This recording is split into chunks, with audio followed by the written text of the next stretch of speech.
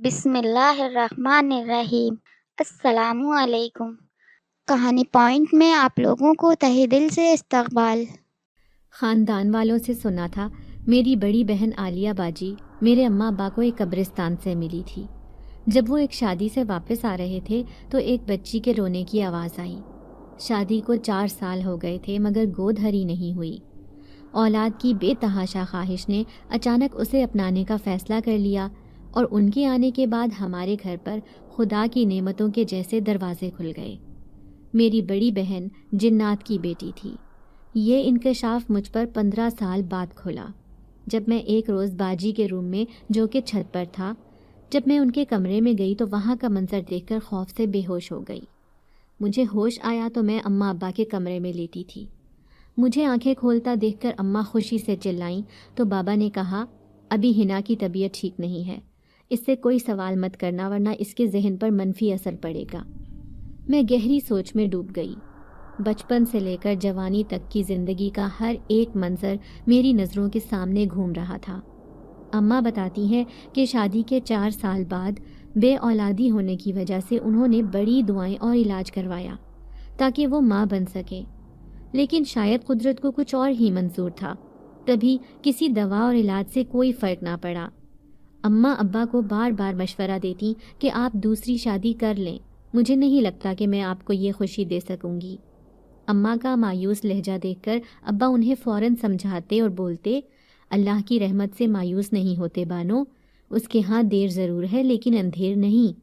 ایک نہ ایک دن ہمارے گھر بھی کوئی پھول کھلے گا جس کی رونق سے ہمارا گھر مہک اٹھے گا۔ اماں ان کی بات سے مطمئن ہوتی یا نہیں، لیکن کچھ دن کے لیے خاموش ضرور ہو جاتی، مگر جب کسی عورت کے ہاں بچے کی پیدائش کے بارے میں سنتی تو خدا سے شکوہ ضرور کرتی کہ تیرے خزانوں میں کسی چیز کی کمی نہیں ہے، میری بھی خالی گود بھر دے تاکہ میری سونی زندگی آباد ہو جائے۔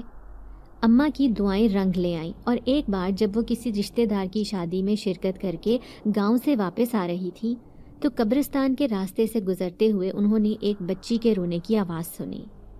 اس بیابان علاقے میں جہاں رات کے وقت کسی انسان کا نام و نشان تک نہ تھا، یوں ایک بچی کی آواز سنائی دینا بہت ہی غیر معمولی بات تھی۔ اماں کا دل بچی کی آواز سن کر زور زور سے دھڑکنے لگا، جبکہ ابا آواز کے تعاقب میں بچی کو ڈھونڈنے لگے تو ایک قبر کے اوپر انہیں ایک بچی روتی ہوئی دکھائی دی۔ بچی کو دیکھ کر اندازہ ہو رہا تھا کہ یہ کوئی نومولود بچی ہے اور شاید اسے اس کے ماں باپ نے رکھنے سے انکار کر دیا ہو، تبھی وہ بیچاری یہاں بے یارو مددگار پڑی رو رہی تھی۔ اماں نے جلدی سے آگے بڑھ کر بچی کو اٹھا کر سینے سے لگایا تو بچی ایک دم چپ ہو گئی، جیسے اسے ممتا کی آغوش مل گئی ہو۔ میرے خیال سے ہمیں اس کے ماں باپ کو تلاش کرنا چاہیے، بابا نے کہا تو اماں بولی، رات کے اس پہر اگر اس کے ماں باپ یہاں ہوتے تو یہ یقیناً اس طرح نہ پڑی ہوتی۔ ہمیں اس وقت اسے گھر لے جانا چاہیے تاکہ اسے دودھ وغیرہ دیا جا سکے۔ بچی بہت چھوٹی ہے اور مجھے لگ رہا ہے کہ اسے بھوک بھی لگی ہے۔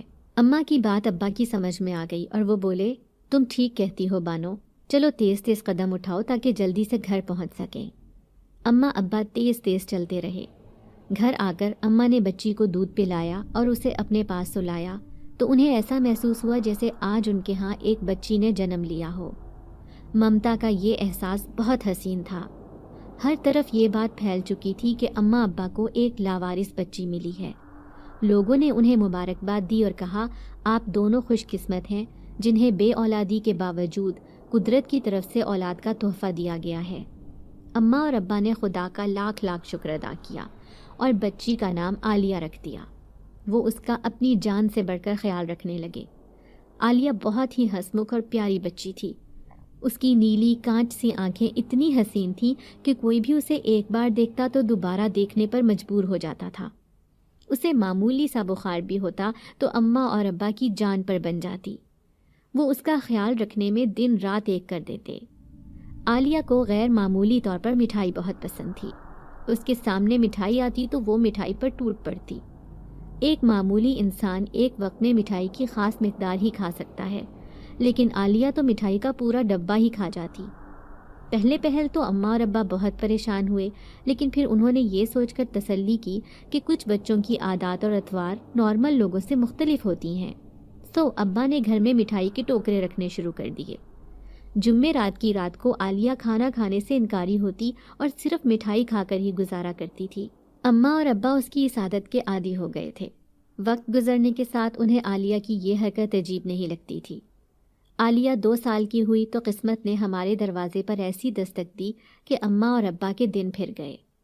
اماں نے کئی سال پہلے اپنے بھائی کو کچھ زیورات دے کر بیرون ملک بھیجا تھا، مگر انہوں نے وہاں جانے کے بعد پلٹ کر خبر نہ لی تھی۔ اماں نے کئی بار ان سے رابطہ کرنا چاہا تھا، لیکن انہوں نے اماں سے سیدھے منہ بات نہ کی کہ کہیں وہ اپنے زیورات واپس نہ مانگ لیں۔ زیورات تو گئے ہی تھے، ساتھ ہی اماں کا بھائی بھی ان سے زندگی بھر کے لیے دور ہو گیا تھا۔ اماں نے بھائی کی زندگی میں ہی ان پر فاتحہ پڑھی اور ساتھ ہی اپنے زیورات کو بھی بھول گئیں۔ مگر ایک رات جب اماں اور ابا سو رہے تھے تو دروازے پر دستک ہوئی۔ اماں نے دروازہ کھولا تو سامنے ان کا بھائی کھڑا تھا، جو کئی سالوں بعد اپنے وطن واپس لوٹ آیا تو اماں کی خوشی کا کوئی ٹھکانہ نہ رہا۔ اماں کو اس وقت اپنے زیورات تو بالکل ہی یاد نہیں تھے۔ وہ اتنے سالوں بعد اپنے بھائی کو سامنے پا کر اس کے گلے لگ کر پھوٹ پھوٹ کر رونے لگیں۔ بانو، اپنے بھائی کو اندر تو آنے دو، تم نے تو دروازے پر ہی رونا ڈال دیا۔ ابا نے ان دونوں کو الگ کیا اور گھر کے اندر لے آئے۔ کچھ دیر بیٹھنے اور حال احوال جاننے کے بعد ماموں نے اپنے بیگ سے بہت سارے زیورات نکال کر اماں کو دیے اور بولے، آپا، یہ رہی تمہاری امانت جو کئی سال سے میرے پاس تھی، اب میں اسے واپس لوٹانا چاہتا ہوں۔ اماں نے بڑا سا پیکٹ ہاتھ میں لیا اور جب اسے کھولا تو ان کی آنکھیں پھٹی کی پھٹی رہ گئیں، کیونکہ وہ تو زیورات سے لبالب بھرا ہوا تھا۔ اماں نے حیران ہوتے ہوئے کہا، بیٹا، کیا تم مجھے آزما رہے ہو؟ میں نے تو تمہیں اتنے زیورات نہیں دیے تھے، تم مجھے دگنے زیورات واپس کیوں لوٹا رہے ہو؟ ماموں ہنستے ہوئے بولے، میری پیاری آپا، میں اچھی طرح جانتا ہوں کہ آپ نے مجھے اتنے زیادہ زیورات نہیں دیے تھے، اس میں آپ کی امانت بھی شامل ہے اور کچھ زیورات میں انعام کے طور پر آپ کو دینا چاہتا ہوں۔ ماموں کی یہ بات سن کر اماں کو ان پر پیار آ گیا اور انہوں نے اپنے بھائی کو بہت سی دعائیں دیں۔ ماموں نے جب پہلی بار عالیہ کو دیکھا تو انہوں نے اماں سے کہا، آپ کی بیٹی تو بہت پیاری ہے، لیکن مجھے یہ کچھ عجیب لگتی ہے۔ ماموں نے بیرون ملک کچھ علوم حاصل کیے تھے جس کی بنا پر وہ اماں کو حقیقت سے آگاہ کرنا چاہتے تھے۔ انہوں نے اماں اور ابا کو اکیلے میں لے جا کر کہا، مجھے اس بچی کا تعلق انسانوں سے نہیں لگتا، اس کی آنکھوں میں جو چمک ہے وہ چمک کسی انسان کی آنکھوں میں نہیں ہوتی۔ آپ اس بات سے بھی اندازہ لگا سکتے ہیں، بچی ابھی چھوٹی ہے، جب بڑی ہوگی تو آپ کو خود ہی اندازہ ہو جائے گا کہ یہ ایک جن زادی ہے۔ ان کی بات سن کر اماں ہنسنے لگیں اور بولی، تم بھی کیا پاگلوں جیسی باتیں کر رہے ہو؟ مجھے لگتا ہے دوسرے ملک جا کر تمہارا دماغ بالکل ہی بدل گیا۔ ایک معصوم سی بچی کو جنات کی قوم سے ملا رہے ہو جو ابھی ٹھیک سے بولنا تک نہیں سیکھ سکی۔ ابا کا حال بھی کچھ ایسا ہی تھا، انہیں کسی طور ماموں کی بات پر یقین نہیں آ رہا تھا۔ انہوں نے بات ہی ایسی کی تھی کہ ان کی بات پر یقین کرنا مشکل تھا۔ انہوں نے بہن اور بہنوئی کو مزید سمجھانے کا ارادہ ترک کیا اور چند دن وہاں رہ کر چلے گئے، لیکن انہوں نے جانے سے پہلے ایک تعویذ بنا کر دیا تھا، ساتھ ہی ہدایت کی کہ اگر کبھی عالیہ کی طبیعت خراب ہو تو اسے یہ تعویذ پہنا دیجیے گا، جلد ہی بہتر ہو جائے گی۔ اماں نے وہ تعویذ سنبھال کر رکھ لیا اور ماموں کے جانے کے بعد اپنی روزمرہ زندگی میں مصروف ہو گئیں۔ 1 ماہ بعد اماں کی طبیعت شدید خراب ہوئی تو خوشخبری ملی کہ وہ ماں بننے والی ہیں۔ اماں اور ابا کی خوشی کا کوئی ٹھکانہ نہ رہا۔ اماں عالیہ باجی کو گلے لگاتی اور خوشی سے بھرپور لہجے میں بولتی، اس بچی کے قدم اتنے مبارک ثابت ہوئے ہیں کہ سالوں بعد مجھے خوشخبری ملی ہے۔ وہ پہلے سے زیادہ عالیہ باجی کا خیال رکھنے لگی اور دن بدن ان کی محبت میں اضافہ ہونے لگا۔ مگر اماں کی طبیعت بھی اب خراب رہتی تھی، بعض دفعہ وہ سوتی تو کئی گھنٹے گزر جاتے اور وہ بیدار نہ ہوتی۔ عالیہ جو اس وقت صرف 3 سال کی تھی، ہر وقت اماں کے ساتھ سائے کی طرح رہنے کے باوجود نارمل بچوں کی طرح کبھی انہیں تنگ نہ کرتی اور اپنے ننھے منھے ہاتھوں سے گھر کے کام کرنے کی کوشش کرتی۔ اماں ابا کو حیرت ہوتی کہ اتنی کم عمری میں وہ اتنی سمجھدار اور صبر کرنے والی بچی تھی۔ ماموں جان کے دیے ہوئے کچھ زیورات بیچنے کے بعد گھر کے حالات مکمل طور پر بدل چکے تھے۔ ابا کی جو چھوٹی سی دکان تھی انہوں نے اسے بیچ کر ایک بڑا سا جنرل سٹور بنا لیا۔ ابا کا سٹور دن دگنی رات چگنی ترقی کر رہا تھا۔ گھر سے مالی تنگی دور ہوئی تو اماں نے اب گھر کے کام کرنے کے لیے ایک ملازمہ کا بندوبست کر لیا۔ صفیہ نامی ملازمہ ایک درمیانی عمر کی عورت تھی، چہرے سے کافی سیدھی سادی لگتی تھی، سو اماں نے اس پر اعتبار کر لیا اور گھر میں کام کرنے کے لیے رکھ دیا۔ طبیعت خراب ہونے کی وجہ سے اماں زیادہ تر آرام کرتی اور صفیہ سارے گھر کے کام نمٹا کر اپنے گھر چلی جاتی۔ کچھ دن تک یہی سلسلہ جاری رہا۔ اماں صفیہ کے کام سے بہت مطمئن تھیں۔ ایک دن اماں کی نیند سے بیدار ہوئیں تو ان کے قدموں تلے سے زمین سے رک گئی، کیونکہ ان کی الماری کھلی ہوئی تھی اور تجوری کے اندر سے زیور غائب تھا۔ اماں نے ایک نظر عالیہ پر ڈالی جو بستر پر بے خبر سو رہی تھی۔ اماں نے پورے گھر میں صفیہ کو تلاش کیا، لیکن صفیہ کا کہیں نام و نشان تک نہ ملا۔ اماں کے لیے اس صدمے کو سہنا بہت مشکل تھا۔ بھائی کا دیا ہوا تحفہ جو کچھ بچا تھا انہوں نے بڑا سنبھال کر رکھا تھا، لیکن صفیہ نے کتنا بڑا دھوکہ دیا کہ ان کے اوسان خطا ہو گئے۔ انہیں بالکل سمجھ نہیں آ رہا تھا کہ اس وقت وہ کیا کریں۔ شام کو ابا آئے تو انہیں سارا ماجرا بیان کیا۔ غیر عورت پر تم نے اتنی جلدی اعتبار کر بھی کیسے لیا بانو؟ آج کل تو اپنے سائے پر بھی اعتبار نہیں کیا جا سکتا۔ ابا نے اماں سے کہا تو وہ بولی، یہ وقت ایسی باتوں کا نہیں ہے عالیہ کے ابا، وہ زیورات میں نے اپنی عالیہ اور ہونے والے بچے کے لیے سنبھال کر رکھے تھے تاکہ برے وقت میں کام آ سکیں، مگر کیا پتا تھا کہ وہ دھوکے باز ایک معمولی سی نوکرانی جو چہرے سے اتنی شریف دکھتی تھی مجھے اتنا بڑا زخم دے جائے گی۔ عالیہ پاس کھڑی ماں باپ کو پریشان دیکھ کر خود بھی پریشان ہو رہی تھی، جیسے اسے ساری بات سمجھ آ رہی ہو۔ ابا نے ایک نظر پریشان کھڑی عالیہ پر ڈالی اور اسے پیار سے اپنے قریب کرتے ہوئے بولے، عالیہ بیٹی، جب صفیہ نے زیورات نکالے تو کیا تم جاگ رہی تھی یا اپنی ماں کے ساتھ سو رہی تھی؟ عالیہ نے اپنی توتلی زبان میں کہا، میں سو رہی تھی ابا، اماں کے پاس بیٹھے بیٹھے نہ جانے کب میری آنکھ لگ گئی، مگر میں آپ کو صفیہ کے پاس ضرور لے کر جاؤں گی۔ یہ کہہ کر عالیہ نے اپنے ننھے منھے ہاتھوں سے ابا کا ہاتھ پکڑ لیا اور انہیں کھینچتے ہوئے دروازے کی طرف لے جانے لگی۔ اپنے ابا کو کہاں لے کر جا رہی ہو عالیہ؟ اور عالیہ کے ابا تم بھی کھینچے چلے جا رہے ہو؟ جیسے عالیہ تو اس سب کے بارے میں سب کچھ جانتی ہے۔ بھلا ایک 3-4 سال کی بچی کو گھر کی باہر کی دنیا کے بارے میں کیا علم؟ اماں نے ابا کو روکنے کی کوشش کی، لیکن انہیں دیکھ کر ایسا لگتا تھا جیسے وہ سوچنے سمجھنے کی صلاحیت کھو چکے ہیں۔ وہ عالیہ کے ساتھ گھر سے باہر نکل گئے۔ عالیہ ان کا ہاتھ تھامے قبرستان کے راستے سے ہوتی ہوئی ایک جنگل میں پہنچ گئی۔ ابا اس سے کوئی سوال کرنا چاہتے تھے، لیکن اس وقت جیسے ان کی زبان نے ان کا ساتھ چھوڑ دیا۔ عالیہ انہیں لے کر ایک درخت کے نیچے پہنچی تو ابا یہ دیکھ کر حیران رہ گئے کہ وہاں صفیہ اور اس کا شوہر اپنا سامان باندھ کر بیٹھے ہوئے تھے۔ وہ ابا کو دیکھ کر ڈر گئے اور صفیہ اپنے سامنے خطرہ دیکھ کر منت سماجت پر اتر آئی۔ مجھے معاف کر دو بھائی صاحب، مجھ سے بہت بڑی بھول ہو گئی۔ یقین کریں میں نے پہلی بار چوری کی ہے۔ یہ سب میں نے اپنے برے حالات کے ہاتھوں مجبور ہو کر کیا ہے، لیکن میرا دل مطمئن نہیں تھا، اور اب میں یہ زیور آپ کو واپس کر دیتی ہوں اس وعدے کے ساتھ کہ آئندہ میں ایسا کام دوبارہ نہیں کروں گی۔ صفیہ نے ہاتھ جوڑتے ہوئے کہا اور اپنے بیگ سے زیورات کا پیکٹ نکال کر ابا کے حوالے کر دیا۔ ابا وہ پیکٹ لے کر عالیہ کا ہاتھ تھامے گھر واپس آ گئے، اور جب اماں کو وہ پیکٹ تھمایا تو انہیں یقین ہی نہ آیا کہ عالیہ نے اتنا بڑا کام کر دکھایا تھا جو شاید وہ دونوں میاں بیوی کبھی نہ کر سکتے۔ عالیہ کی مزید قدر و قیمت بڑھ گئی۔ اماں ابا کے لیے وہ کسی خزانے سے کم نہیں تھی۔ میری پیدائش کے بعد بھی عالیہ کی اہمیت کم نہ ہوئی۔ اماں ابا ہم دونوں سے یکساں محبت کرتے تھے۔ وقت دبے قدموں گزرتا چلا گیا۔ اماں اور ابا کی محبت بھری شخصیت کے بعد میرے لیے عالیہ باجی ہی سب کچھ تھیں۔ انہوں نے بڑی بہن ہونے کا فرض بخوبی نبھایا تھا اور ہر معاملے میں میرا ہاتھ تھام کر چلتیں۔ پڑھائی میں ان کی اعلیٰ کارکردگی ان کی ذہانت کا منہ بولتا ثبوت تھا۔ انہوں نے چھت پر اپنے لیے کمرہ سیٹ کروایا تاکہ وہ اپنی پوری یکسوئی سے پڑھائی پر توجہ دے سکیں۔ عالیہ باجی کو عام لڑکیوں کی طرح بناؤ سنگھار اور شاپنگ کا شوق نہیں تھا، بلکہ وہ زیادہ تر اپنے کمرے میں پڑھائی میں ہی مصروف رہتیں۔ اماں ابا نے مجھے کبھی ان کی حقیقت نہیں بتائی تھی، لیکن میں رشتہ داروں سے یہ سن چکی تھی کہ عالیہ باجی اماں ابا کو قبرستان میں پڑی ہوئی ملی تھی، مگر میں نے اس بات کی کھوج لگانے کی کوشش نہیں کی۔ میں کسی بھی طرح اپنی بہن کو تکلیف نہیں پہنچانا چاہتی تھی۔ گاؤں سے پھپھو اپنے بیٹے رمیز کے ساتھ ملنے آئی۔ وہ عالیہ باجی کی خوبصورتی اور طریقہ سلیقہ دیکھ کر بہت خوش ہوئیں۔ مجھے پیار کرنے کے بعد انہوں نے عالیہ باجی کو گلے سے لگایا اور اماں سے کہنے لگیں، اس چاند سے چہرے کو کہاں چھپا کر رکھا ہوا تھا؟ پچھلے مہینے جب آپ گاؤں ملنے کے لیے آئی تھیں تو انہیں بھی ساتھ لے آتی۔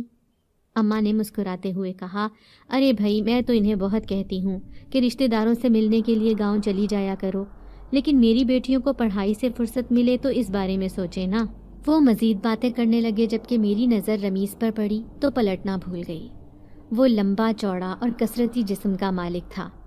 اس کی چوڑی پیشانی پر آئے سیاہ بال اس کی خوبصورتی میں مزید اضافہ کر رہے تھے۔ مجھے اپنی زندگی میں پہلی بار کسی سے محبت محسوس ہوئی۔ اماں نے مجھے آواز دے کر چائے بنانے کا کہا تو میں اٹھ کر کچن میں چلی گئی۔ اس دن کے بعد سے رمیز میری سوچوں کا محور بن گیا۔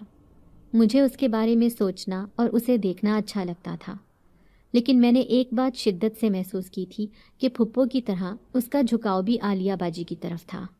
ایسا نہیں تھا کہ میں خوبصورت نہیں تھی یا وہ مجھ سے زیادہ خوبصورت تھی، بلکہ ان کی شخصیت میں ایک کشش تھی جو ہر انسان کو ان کی طرف کھینچتی تھی۔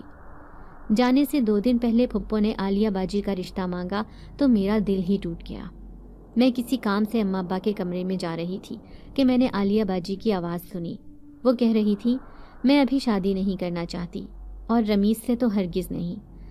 آپ پھپھو سے معذرت کر لیں یا پھر رمیز اور حنا کا رشتہ طے کر دیں۔ وہ بہت سیریس انداز میں کہہ رہی تھی۔ اماں نے کہا، ہم پہلے تمہارے فرض سے سبکدوش ہونا چاہتے ہیں۔ ابا بولے، چاہے کچھ بھی ہے بانو، ہمارے لیے سب سے زیادہ اہم چیز یہ ہے کہ ہماری بیٹی خوش رہے۔ اگر وہ یہ رشتہ نہیں کرنا چاہتی تو میں آج ہی اپنی بہن سے معذرت کر لیتا ہوں۔ وہ اگر چاہے گی تو خود ہی حنا کے رشتے کے لیے بات کر لے گی۔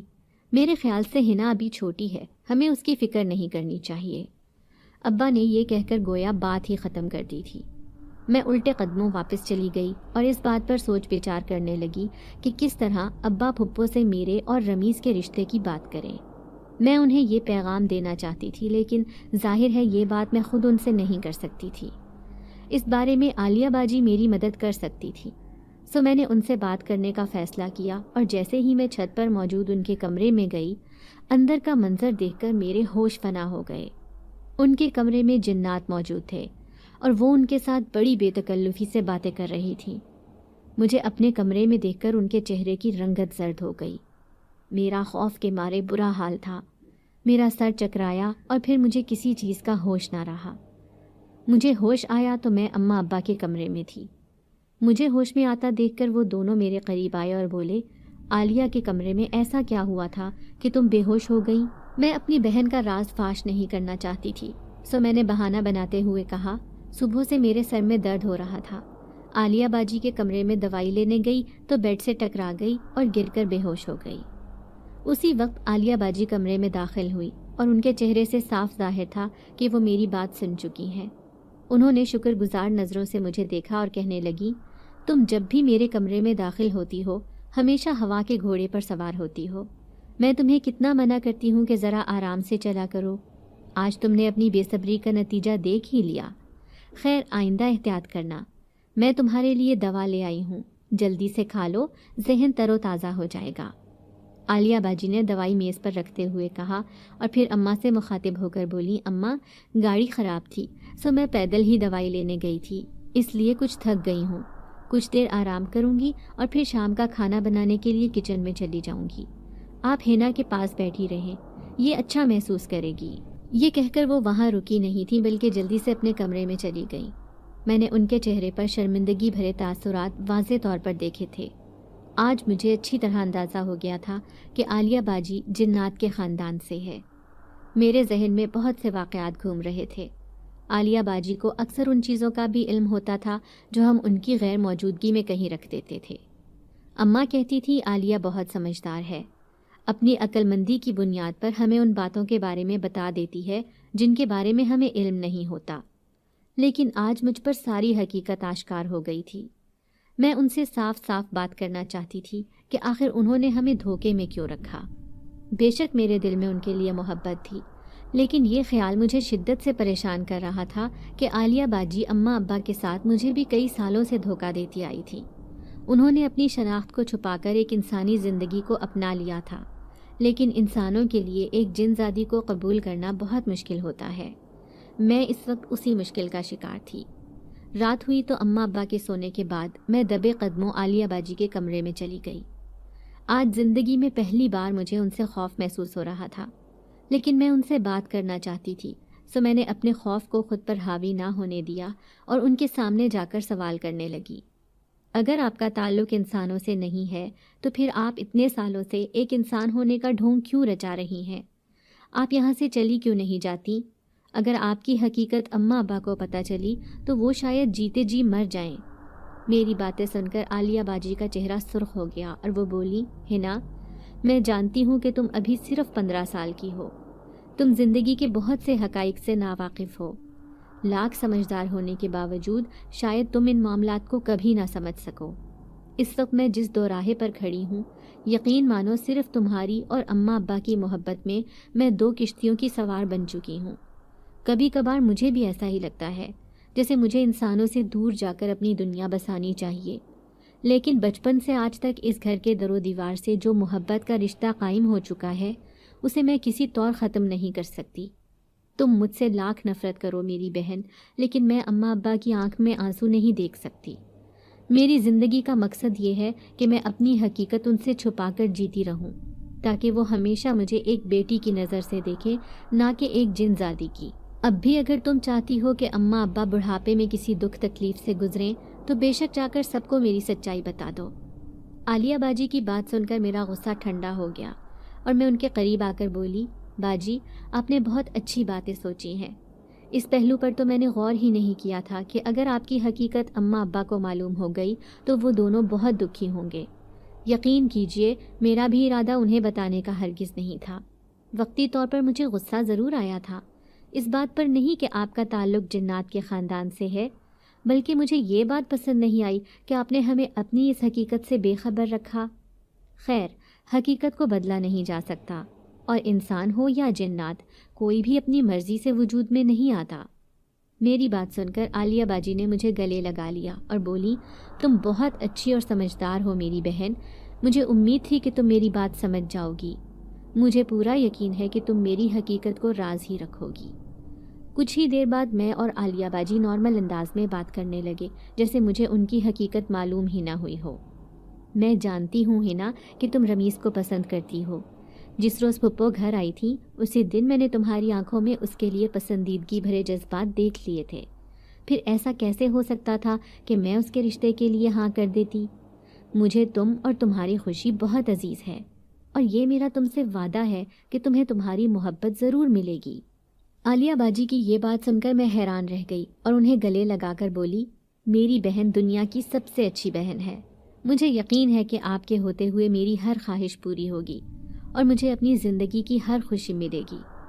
ہم دونوں بہنیں کافی دیر تک باتیں کرتی رہیں اور پھر مجھے نیند آئی تو میں نیچے اپنے کمرے میں آ کر سو گئی۔ عالیہ باجی نے ابا کو نہ جانے کیا سمجھایا تھا کہ انہوں نے فون پر پھپھو کو میرا اور رمیز کا رشتہ طے کرنے کا کہا، مگر اس وقت مجھے شدید مایوسی کا سامنا کرنا پڑا جب پھپھو نے جواب دیا کہ بے شک ہنا بھی میری بھتیجی ہے، لیکن ایک تو وہ ابھی صرف 15 سال کی ہے، دوسرا میں نے اور رمیز دونوں نے ہی عالیہ کو پسند کیا ہے، میں نے اسے ہی اپنی بہو بنانے کا خواب دیکھا ہے، سو میں ہنا اور رمیز کی بات طے نہیں کر سکتی۔ رشتے سے انکار کے بعد میرا دل پوری طرح سے ٹوٹ کر رہ گیا۔ عالیہ باجی میرے کمرے میں آئی اور کہنے لگی، زندگی صرف ایک رشتے پر ختم نہیں ہو جاتی میری بہن، تمہارے چہرے کی اداسی مجھے دکھ دے رہی ہے، تم مجھے ہنستی مسکراتی ہی اچھی لگتی ہو۔ میں مسکرائی اور بولی، آپ بے فکر رہیں، یہ وقتی اداسی ہے، کچھ ہی دنوں میں دور ہو جائے گی۔ عالیہ باجی مسکراتے ہوئے کہنے لگی، نہیں، میں تمہاری اداسی کو مسکراہٹ میں بدلنے کا کچھ انتظام کرنے کے لیے آئی ہوں۔ ہم دونوں صبح گاؤں جانے کے لیے نکل رہے ہیں، اپنی تیاری مکمل کر لو۔ عالیہ باجی مجھے کچھ کہنے اور سننے کا موقع دیے بغیر واپس چلی گئی، جبکہ میں حیرانی سے یہ بات سوچ رہی تھی کہ اب ہمارے گاؤں جانے کا کیا فائدہ ہے۔ انہوں نے اماں ابا سے اجازت بھی لے لی اور اس طرح ہم دونوں گاؤں جانے کے لیے ٹرین میں سوار ہو گئے۔ عالیہ باجی میری اداسی دور کرنے کے لیے پورے راستے مزاحیہ اور دلچسپ باتیں کرتی رہیں۔ میرے ذہن میں ایک سوال کافی دنوں سے گردش کر رہا تھا، موقع اچھا تھا سو میں پوچھ بیٹھی، مجھے ایک بات کی سمجھ نہیں آتی عالیہ باجی، اگر آپ کے خاندان کے جنات آپ سے محبت کرتے ہیں اور ابھی تک آپ سے ملنے کے لیے آتے ہیں تو انہوں نے اس رات آپ کو بے یار و مددگار قبرستان میں کیوں چھوڑ دیا تھا جس رات آپ اماں ابا کو ملی تھی؟ میرے اس سوال پر عالیہ باجی اداس ہو گئیں تو مجھے اپنی غلطی کا احساس ہوا اور میں بولی، میں معذرت چاہتی ہوں، مجھے آپ سے یہ سوال نہیں کرنا چاہیے تھا، شاید میں نے کچھ غلط بول دیا ہے۔ میری بات سن کر وہ کہنے لگی، نہیں نہیں، ایسی بات نہیں ہے، تم نے اپنی الجھن دور کرنے کے لیے مجھ سے بالکل صحیح سوال کیا، مجھے کوئی اعتراض نہیں۔ دراصل جس رات اماں ابا کا قبرستان سے گزر ہوا تھا، اس رات میری بہن شدید بیمار تھی، جس کی وجہ سے میری جن زادی ماں اس کی دیکھ بھال کرنے کے لیے چلی گئی اور میں قبرستان میں رونے لگی تو اتفاقیہ طور پر اماں ابا نے مجھے روتے ہوئے دیکھ لیا اور پھر مجھے لاوارث بچی سمجھ کر اٹھا کر گھر لے آئے۔ میری جن زادی ماں کے 50 سے زائد بچے تھے۔ جب وہ مجھے لینے کے لیے گھر آئیں تو انہوں نے ایک بے اولاد عورت کو میرے ساتھ ہنستے کھیلتے اور اپنی زندگی کی خوشیاں میری ذات کے اندر تلاش کرتے ہوئے پایا تو انہوں نے اپنے قدم واپس موڑ لیے اور پھر کبھی میری طرف پلٹ کر نہ دیکھا۔ میں نے سنا ہے کہ میری جن زادی ماں بہت رحم دل تھی اور صرف جنات کے ساتھ ہی نہیں بلکہ انسانوں کے ساتھ بھی بھلائی کے کام کرتی تھی۔ میری بڑی خواہش ہے کہ کاش میں ان سے مل سکتی، لیکن اب وہ اس دنیا میں نہیں ہے۔ میں بس ان کے لیے دعا کر سکتی ہوں۔ ہاں، میرے بہن بھائی مجھ پر جان نچھاور کرتے ہیں اور ان کی بڑی آرزو ہے کہ میں ان کے ساتھ جا کر اپنی زندگی بسر کروں، لیکن اب شاید یہ میرے لیے مشکل کام ہے۔ مجھے انسانوں کی طرح جینا اچھا لگتا ہے۔ عالیہ باجی نے ساری بات تفصیل سے بتائی تو میرا دل دکھ سے بھر گیا۔ شاید ایسی بہن قسمت والوں کو ملتی ہے۔ ہم گاؤں پہنچے تو دادی نے ہمارا بڑا اچھا استقبال کیا۔ پھپھو ہم دونوں کو یہاں دیکھ کر بہت حیران ہوئیں اور بولی، بچیوں، تمہارے بابا نے تو مجھ سے اپنا رشتہ ہی سمجھو ختم کر لیا۔ صرف عالیہ بیٹی کا رشتہ ہی مانگا تھا مگر انہوں نے میرا مان نہ رکھا۔ پھپھو دکھی دل کے ساتھ کہہ رہی تھیں، جبکہ عالیہ باجی کہنے لگی، پھپھو آپ پریشان نہ ہوں، جوڑے آسمانوں پر بنتے ہیں، جن کی تقدیر آپس میں لکھ دی جائے انہیں دنیا کی کوئی طاقت بھی ایک دوسرے سے الگ نہیں کر سکتی۔ پھپھو نے عالیہ باجی کو گلے لگا لیا اور بولی، تم ٹھیک ہی کہتی ہو بیٹا۔ ایک بار پھر رمیز کو دیکھ کر میرے دل کی دھڑکن بے ترتیب ہو گئی۔ میں دل ہی دل میں سوچنے لگی، کاش میں عالیہ باجی کو یہاں آنے سے منع کر دیتی، مگر یہ بات کہنے کا مجھے موقع نہ ملا کیونکہ ہم دونوں رات کو ہی اپنے کمرے میں جاتی تھیں اور تھکن کی وجہ سے جلد ہی نیند میں ڈوب جاتی۔ پورا دن گاؤں کی سیر کرنے کی وجہ سے رات کو آپس میں بات کرنے کی کوئی ہمت ہی نہ ہوتی۔ ہم نے 4 دن گاؤں کی سیر کی اور پھر چوتھے دن عالیہ باجی نے مجھے صبح جلدی جگا دیا۔ میں نے وجہ پوچھی تو کہنے لگی، جلدی سے بستر چھوڑو کیونکہ ہم دونوں نے آج ناشتہ بنانا ہے۔ مجھے ان کی بات سن کر غصہ آ گیا اور میں بولی، اب یہ کون سی نئی مصیبت کھڑی کر رہی ہیں آپ؟ خدا کے لیے مجھے سونے دیں، یہاں آ کر میں اپنی نیندیں پوری کر رہی ہوں، ورنہ گھر میں اماں کہاں سونے دیتی ہیں۔ عالیہ باجی کہنے لگی، تم اپنی نیندیں پوری کرتی رہو، وہاں پھپھو گاؤں کی کوئی حسین لڑکی دیکھ کر رمیز کا رشتہ طے کر دیں گی، تم بس سوتی ہی رہ جانا۔ اس دشمن جان کا نام سن کر میں چھلانگ لگا کر بستر سے اتری اور کسی فرما بردار دیو کی طرح عالیہ باجی کے سامنے سر تسلیم خم کرتے ہوئے بولی، کیا حکم ہے میرے آقا؟ میری بات سن کر وہ ہنس پڑی اور بولی، فریش ہو کر کچن میں آ جاؤ، میں تمہارا انتظار کر رہی ہوں۔ میں نے ان کے حکم کی تعمیل کی اور جب میں کچن میں گئی تو انہوں نے مجھے ایک سفوف پکڑاتے ہوئے کہا، تم نے ہر روز اس دوائی کو رمیز کی اس چائے میں ملانا ہے۔ جیسے جیسے یہ دوا اس کے جسم میں داخل ہوگی تمہاری محبت اس کے دل میں مضبوط ہوتی جائے گی۔ ان کی بات سن کر میں خوش ہو گئی اور میں نے ان کی بات پر عمل کیا اور پرسکون ہو گئی۔ چند دن گزرے تھے کہ مجھے رمیز کے رویے میں واضح تبدیلی محسوس ہونے لگی۔ ایک دن تو انہوں نے برملا کھانے کی میز پر میری تعریف کر ڈالی، تمہارے ہاتھ میں کیا کمال کا ذائقہ ہے، جب سے میں تمہارے ہاتھ کی بنی چائے پینے لگا ہوں خوب مزہ آنے لگا ہے۔ دادی نے مسکرا کر رمیز کی طرف دیکھا اور کہنے لگی، کیا خیال ہے تمہارے لیے ساری عمر یہی چائے پینے کا بندوبست نہ کر دوں؟ دادی کی بات سن کر رمیز ہنس پڑا اور بولا، نانی جان، نیکی اور پوچھ پوچھ۔ ان کی بات کا مطلب میں اچھی طرح سمجھ چکی تھی، سو شرم کے مارے میرے گال سرخ ہو گئے اور میں وہاں سے اٹھ کر کمرے میں چلی گئی۔ ایک ہفتہ مزید رہ کر ہم دونوں بہنیں اپنے گھر واپس آ گئیں۔ تیسرے دن ہی پھپھو نے رمیز کے بے حد مجبور کرنے پر بابا کو فون کیا اور میرا رشتہ طلب کیا، تو میرے دل میں عالیہ باجی کی محبت اور قدر مزید بڑھ گئی۔ مجھے تو ایسے لگتا تھا جیسے وہ لڑکی کوئی جن زادی نہیں بلکہ کوئی فرشتہ ہے جو انسان کے روپ میں ہمارے درمیان موجود تھا۔ ہم میں سے جب کوئی پریشانی میں مبتلا ہوتا وہ کسی نیک دل پری کی طرح آ کر ہمارا مسئلہ حل کر دیتی تھیں۔ عالیہ باجی کی بدولت ہی جلد ہی میرا اور رمیز کا رشتہ طے ہو گیا۔ اماں اور ابا عالیہ باجی کے رشتے کے لیے بہت پریشان تھے۔ پھپھو جلد از جلد شادی کرنے پر اصرار کر رہی تھیں، جبکہ ابا چاہتے تھے کہ وہ مجھے اور عالیہ باجی کو ایک ساتھ ہی رخصت کریں، مگر لاکھ کوشش کے باوجود وہ کسی رشتے پر بھی راضی نہ ہوئیں۔ تو آخر ایک دن میں نے تنگ آ کر ان سے پوچھ ہی لیا، آپ شادی کیوں نہیں کرنا چاہتی؟ پہلے تو انہوں نے مجھ سے نظریں چرائیں اور پھر بولیں، دیکھو ہنا، اب تک میں انسانوں کے ساتھ رہ کر انسانوں والی زندگی گزارتی آئی ہوں، لیکن میں شادی جنات کے قبیلے میں کرنا چاہتی ہوں۔ ان کی بات سن کر میں حیران رہ گئی اور بولی، کیا آپ کی نظر میں کوئی ہے جسے آپ اپنی زندگی میں شامل کرنا چاہتی ہیں؟ اس وقت وہ مجھے پریشان دکھائی دینے لگی اور پھر نظر جھکا کر بولیں، ہاں، ایک جن ذات مجھ پر عاشق ہے اور مجھ سے سچی محبت کرتا ہے، میں بھی اسے دل سے چاہتی ہوں، لیکن مسئلہ یہ ہے کہ اماں ابا کو تکلیف نہیں پہنچانا چاہتی۔ ان کی بات سن کر میں بھی سکتے کی کیفیت میں آ گئی تھی، لیکن بظاہر ان پر اپنی پریشانی ظاہر نہ کی اور بولی، بس اتنی سی بات، اگر آپ مجھے میری محبت سے ملوا سکتی ہیں تو بھلا میں کیوں آپ کو نہیں ملوا سکتی؟ میرا آپ سے وعدہ ہے کہ آپ کی محبت آپ کو ضرور ملے گی۔ میں نے ان سے وعدہ تو کر لیا تھا، لیکن اب جو بھی کرنا تھا مجھے اکیلی کو ہی کرنا تھا۔ میں ہر حال میں اپنی بہن کی مدد کرنا چاہتی تھی تاکہ اس کے احسانات کا کچھ بدلہ چکا سکوں۔ رمیز کا فون آیا تھا۔ انہوں نے میری آواز سے ہی میری دلی کیفیت پہچان لی۔ وہ بہت اپنائیت سے بولے، اگر تمہارے ساتھ کوئی مسئلہ ہے تو مجھے بتاؤ، میں ہر ممکن حد تک تمہاری مدد کروں گا۔ یاد رکھو کہ اس نئے رشتے سے پہلے بھی ہمارا ایک رشتہ ہے، کزن ہونے کی حیثیت سے بھی میں تمہاری مدد کرنا چاہتا ہوں۔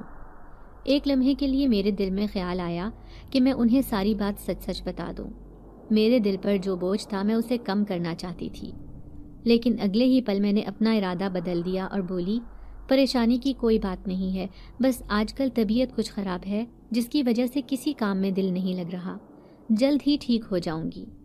کچھ دیر بعد میں نے فون بند کر دیا، لیکن اب میں اس بوجھ کے ساتھ مزید نہیں رہنا چاہتی تھی، سو میں سیدھا ابا کے کمرے کی طرف گئی۔ اماں پڑوس میں گئی ہوئی تھیں، ان سے بات کرنے کے لیے یہ بہترین وقت تھا۔ ابا، میں آپ سے ایک بات کرنا چاہتی ہوں، میں نے کہا تو وہ سوالیہ نظروں سے میری طرف دیکھنے لگے اور بولے، جو بھی کہنا ہے آرام سے بیٹھ کر بات کرو بیٹا۔ میں ان کے قریب بیٹھی اور بولی، ابا، سالوں پہلے جب آپ نے عالیہ باجی کو قبرستان سے اٹھایا تھا تو کیا آپ جانتے تھے کہ ان کا تعلق انسانوں سے ہے یا جنات سے؟ میری بات سن کر انہوں نے سر جھکا لیا اور بولے، بیٹا، مجھے پہلے دن ہی اچھی طرح اندازہ ہو گیا تھا کہ عالیہ بیٹی کا تعلق جنات سے ہے اور میں اسے اپنے گھر بھی نہیں رکھنا چاہتا تھا، لیکن تمہاری ماں کی ضد کے آگے میں مجبور ہو گیا اور اس کی محبت کو دیکھتے ہوئے میں نے اسے حقیقت نہیں بتائی۔ مجھے اس بات کی خوشی ہے کہ عالیہ بیٹی نے بھی اس بات کا خیال رکھا کہ اس کی حقیقت کسی کو معلوم نہ ہو، اور اس نے بیٹی ہونے کا ہر فرض ہر طرح سے ادا کیا۔ ابا کے لہجے میں عالیہ باجی کے لیے محبت ہی محبت تھی۔ ابا جان، ساری عمر ہمارے ساتھ گزار کر اب اگر وہ جنات کے قبیلے میں شادی کرنا چاہے تو کیا آپ کو یہ منظور ہوگا؟ میرے سوال پر ابا سوچ میں ڈوب گئے اور پھر کچھ دیر بعد بولے، دیکھو بیٹا، میری شروع سے یہ کوشش رہی ہے کہ ہر معاملے میں تم دونوں بہنوں کی خوشی کو اولین ترجیح دوں۔ اگر وہ جنات کے قبیلے میں شادی کرنا چاہے تو مجھے اس بات پر کوئی اعتراض نہیں ہے، مگر میں چاہوں گا کہ عالیہ بیٹی کبھی بھی ہمارا ساتھ نہ چھوڑے۔ ابا سے باتیں کر کے مجھے دلی سکون ملا تھا۔ میں ان سے کچھ مزید باتیں کرنے کے بعد اپنے کمرے میں چلی گئی۔ کچھ دیر آرام کرنے کے لیے لیٹی تو میری آنکھ لگ گئی۔ رات کو 12 بجے میری آنکھ کھلی تو میں نے عالیہ باجی کو ساری بات بتانے کا فیصلہ کر لیا اور اپنے بستر سے اٹھ کر چھت کی طرف چل پڑی۔ جیسے ہی میں نے آخری سیڑھی پر قدم رکھا، چھت کا منظر دیکھ کر میرے ہوش اڑ گئے۔ عالیہ باجی پریوں جیسے لباس میں ایک خوبصورت جن زادے کی باہوں میں رقص کر رہی تھی۔ وہ گول گھومتی تو لڑکھڑا جاتی، مگر اس سے پہلے کہ وہ گرتی، جن زاد انہیں اپنی پناہ میں لے لیتا۔ یہ منظر اتنا دل فریب تھا کہ میں نہ چاہنے کے باوجود کافی دیر تک وہیں کھڑی رہی۔ کچھ دیر بعد عالیہ باجی کی نظر مجھ پر پڑی تو وہ ایک دم میرے قریب آ کر کہنے لگی، ہنا، آ جاؤ، وہاں کیوں کھڑی ہو؟ آؤ میں تمہیں ان سے ملواتی ہوں۔ میں مسکراتے ہوئے آگے بڑھی اور انہیں سلام کیا۔ اپنی زندگی میں پہلی بار کسی جنسات کو اتنے قریب سے دیکھ رہی تھی۔ ان کے چہرے پر خوشی اور مسکراہٹ تھی۔ ہم تینوں کافی دیر تک کھڑے چاند کی روشنی میں باتیں کرتے رہے۔ رات کو 3 بجے مجھے نیند ستانے لگی تو میں انہیں خدا حافظ کہہ کر اپنے کمرے میں آ گئی۔ 1 ماہ بعد ابا نے ہم دونوں کی شادی طے کر دی۔ اماں اب تک عالیہ باجی کی حقیقت اور ان کے ہونے والے شوہر کی حقیقت سے ناواقف تھیں۔ ابا نے سارا معاملہ سنبھال لیا تھا۔ 1 مہینہ کیسے پلک جھپکتے گزر گیا پتہ ہی نہ چلا، اور اس روز ہم دونوں بہنیں دلہن بن کر اپنے اپنے شوہر کی راہ تک رہی تھیں۔ رمیز اور میرے جن ذات بہنوئی سجاول نے محفل میں دلہے کے روپ میں قدم رکھا تو سب لوگ ہماری قسمت پر ناز کرنے لگے۔ سب لوگ اماں ابا کو مبارکباد پیش کر رہے تھے۔ ہماری خوشی کا بھی کوئی ٹھکانہ نہ تھا۔ عالیہ باجی رخصت ہو کر جنات کے دیس چلی گئی اور میں دادی، پھپھو اور رمیز کے ساتھ گاؤں چلی آئی۔ زندگی کا ایک نیا خوبصورت سفر شروع ہو گیا تھا۔ سب لوگ میری سوچ سے بڑھ کر خیال رکھنے والے اور محبت کرنے والے ثابت ہوئے۔ اماں کا جب جی چاہتا مجھے فون کر لیتی، مگر ہر بار ان کی زبان پر ایک ہی شکوہ ہوتا: عالیہ تو رخصت ہونے کے بعد مجھے بھول ہی گئی ہے، نہ فون کرتی ہے اور نہ ہی ملنے کے لیے آتی ہے، میرا دل بڑا بے قرار ہے۔ ایک بار تو وہ بات کرتے ہوئے رونے لگیں اور بولی: سچ ہی کہا جاتا ہے کہ پرائی اولاد پرائی ہی ہوتی ہے، اسے چاہے سونے کا نوالا بھی کھلائیں تو کبھی اپنی نہیں بنتی۔ اب عالیہ کو ہی دیکھ لو، ایک بار شادی ہو کر گئی ہے تو پلٹ کر ماں کی خبر لینا تک بھول گئی۔ اماں کی دکھ بھری بات سن کر مجھے دلی صدمہ پہنچا اور میں انہیں تسلی دیتے ہوئے بولی: پریشان نہ ہو اماں، ہو سکتا ہے کہ ان کی کوئی مجبوری ہو، آپ ہم دونوں بہنوں کے لیے دعا کیا کریں۔ شہر میں اماں اور ابا دونوں اکیلے رہ گئے تھے، وہاں ان کی دیکھ بھال کرنے والا کوئی نہ تھا۔ ہم دونوں کے گھر سے جانے کے بعد اماں ویسے ہی بڑی اداس اور بیمار سی رہنے لگی تھیں، سو میرے اور رمیز کے بہت اصرار کرنے پر اماں اور ابا گاؤں شفٹ ہو گئے تو میں نے بھی سکون کا سانس لیا۔ زندگی بہت اچھی گزر رہی تھی، لیکن عالیہ باجی کی یاد ہر وقت ایک کانٹے کی طرح میرے دل میں موجود رہتی۔ ہر وقت آنکھوں میں ان کے ساتھ گزارے بچپن سے جوانی تک کے دن گھومتے رہتے۔ مجھے ماں بننے کی خوشخبری ملی تو گھر میں سب میرا بڑھ چڑھ کر خیال رکھنے لگے۔ اماں کا بھی دل بہل گیا، لیکن عالیہ باجی کی یاد ان کے دل سے نہ نکلی۔ ایک دن میرا کچے آم کھانے کا جی چاہا تو میں نے رمیز سے فرمائش کر ڈالی۔ وہ بولے: آج تو میں نے زمینوں پر کچھ ضروری کام نمٹانے کے لیے جانا ہے، تم کل تک انتظار کرو، یا ایسا کرو کہ ملازمہ کو لے جا کر خود ہی آم توڑ کر لے آؤ۔ کافی دن سے تم گھر پر موجود ہو، اس طرح تمہاری سیر بھی ہو جائے گی۔ مجھے ان کی تجویز پسند آئی، سو میں نے چادر لی اور جیسے ہی میں دروازے سے باہر نکلنے لگی، سامنے عالیہ باجی سے بری طرح ٹکرائی۔ جیسے ہی ہم دونوں کی نظر ایک دوسرے کے چہرے پر پڑی تو ہم دونوں ایک دوسرے سے لپٹ کر رونے لگی۔ میں بھول ہی گئی کہ کس مقصد کے لیے باہر نکل رہی تھی۔ میں نے ان کا ہاتھ پکڑا اور انہیں اپنے گھر لے آئی۔ وہ چہرے سے خاصی کمزور دکھائی دے رہی تھی۔ میں نے انہیں اپنے کمرے میں لا کر بٹھایا اور حال احوال پوچھنے لگی تو وہ اداس ہو کر بولیں: تم لوگ شاید مجھ سے ناراض ہو کہ میں تم سب کو بھول گئی ہوں، لیکن سچ تو یہ ہے کہ میں اماں ابا اور تمہارے ساتھ گزرا ہوا ایک پل بھی نہیں بھول سکی۔ شاید یہ تمہاری یادیں ہی ہیں کہ میں ایک دن بھی جنات کے دیس میں سکون سے نہ رہ سکی۔ ہنا، کبھی کبھار مجھے لگتا ہے کہ جنات کے قبیلے میں شادی کرنا میرا ایک غلط فیصلہ تھا۔ یہ سچ ہے کہ میں ایک جن زادی ہوں، لیکن یہ بھی ایک تلخ حقیقت ہے کہ مجھے انسانوں کے عادات و اطوار اور انسانوں جیسے رہن سہن کی وجہ سے جنات کے ساتھ رہنے میں بڑی دشواری ہوتی ہے۔ ان کی بات سن کر مجھے دلی رنج پہنچا اور میں بولی: سجاول بھائی آپ سے محبت نہیں کرتے ہیں کیا؟ میری بات پر ان کے چہرے پر مسکراہٹ آ گئی اور وہ بولی: ان کی محبت دیکھ کر ہی اتنے عرصے وہاں گزار آئی ہوں، مگر میں اپنا باقی وقت اب اماں ابا کے پاس ہی گزاروں گی۔ سجاول کو کہہ دیا ہے کہ وہ بھی آ کر میرے ساتھ رہے، ورنہ بھول جائے کہ ان کی زندگی میں کوئی عالیہ بھی تھی۔ ان کی بات سن کر میں نے اپنا دل تھام لیا اور دل سے دعا کی کہ میری بہن کا گھر سدا آباد رہے۔ خیر، میں نے ان کے لیے مزیدار کھانا تیار کیا تو وہ کھانے پر ایسے ٹوٹ پڑیں جیسے شادی کے بعد آج پہلی بار کھانا کھا رہی ہوں۔ یقین جانو، میں تو ان کھانوں کے لیے ترس گئی تھی۔ عالیہ باجی نے سالن کی پوری پیالی منہ سے لگا لی۔ میں ان کی بات سن کر ہنس پڑی اور بولی: اب یہاں آ گئی ہیں تو اپنی مرضی سے ہی انسانوں کے پکوان بنا کر کھائیں گی۔ ان کے چہرے سے خوشی ظاہر تھی، جیسے آج کئی دن بعد وہ کھل کر مسکرائی ہوں۔ عالیہ باجی کے آنے کے بعد اماں کی اداسی دور ہو گئی۔ کئی مہینوں بعد بیٹی کو سامنے دیکھ کر ان کے سارے شکوے اپنی موت آپ مر گئے۔ ان کے شوہر نے بہت زور لگایا کہ وہ ان کے ساتھ رہیں، مگر عالیہ باجی نے وہاں رہنے سے صاف منع کر دیا تھا۔ ابا نے بھی فیصلے کا اختیار ان کے ہاتھ میں دے رکھا تھا کہ ان کا جہاں جی چاہیں وہیں رہیں، صرف ایک گھر بسانے کے چکر میں اپنی صحت اور زندگی برباد نہ کریں۔ یہاں آنے کے 2 ہفتے بعد عالیہ باجی نے ایک چاند سی بیٹی کو جنم دیا جو ہو بہو ان کے جیسی تھی۔ بیٹی کی پیدائش کے بعد سجاول بھائی بیٹی کی محبت میں گرفتار ہو کر ہمیشہ کے لیے ان کے پاس ہی آ گئے۔ اماں ابا کی تنہائی بھی دور ہو گئی۔ شوہر اور بیٹی کے ساتھ میری بہن کی زندگی خوشیوں سے بھر گئی۔ مزے کی بات یہ ہے کہ اماں کو آج بھی سجاول بھائی اور عالیہ باجی کی حقیقت کے بارے میں کچھ علم نہیں ہے۔ اپنی جن زادی نواسی پر وہ جان چھڑکتی ہیں اور اکثر مجھے کہتی ہیں کہ عالیہ کی بیٹی تو بالکل عالیہ پر گئی ہے، ذہانت میں اس سے بھی 4 ہاتھ آگے ہے، کوئی چیز بھی اس سے چھپائی نہیں جا سکتی، کہیں بھی رکھ دو 1 منٹ میں نکال کر لے آتی ہے۔ میں دل ہی دل میں سوچتی ہوں کہ یہ ذہانت نہیں بلکہ جناتی کرشمے ہیں۔ عالیہ باجی کو خوش دیکھتی ہوں تو میرا دل بھی خوشی سے بھر جاتا ہے۔ ایک لڑکی کے لیے اس سے بڑھ کر خوبصورت احساس کوئی نہیں ہوتا کہ اس کی بہن ہر دکھ اور تکلیف سے دور، خوش اور آباد رہے۔ امید کرتے ہیں کہ آپ لوگوں کو آج کی ویڈیو پسند آئی ہوگی۔ ویڈیو کو لائک کریں اور روزانہ ایک ایسی ویڈیو سننے کے لیے ہمارے چینل کو سبسکرائب کریں۔ ملتے ہیں اگلی ویڈیو میں۔ اللہ حافظ۔